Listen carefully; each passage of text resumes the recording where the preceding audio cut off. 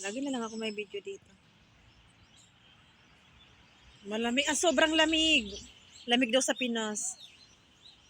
Sobrang lamig dito. Kaya nga nag-ano ako, ganitong jacket kasi ang tawag dyan, 2 to 7 degree lang. Ibig sabihin tanghali. Ano yan? O, yung kinakain yan? Parang bugnay. Oo. Blueberries? Mulberry ata, di ko alam. Yung ano? Tingnan mo. Oo, be. Blueberry. Ay, hindi. Blueberry ba? Blueberry ba? Parang Parang blueberry. blueberry. Parang blueberry. No? Oo. Hindi yung ano, yung blueberry. Ano doon sa taas meron, pero parang hindi ganyan yung kahoy, maliliit lang. Kita mo doon sa tinambay natin nung nakaraan. Ano? Hindi ko kinakaya. Nilalagnat na nga ako.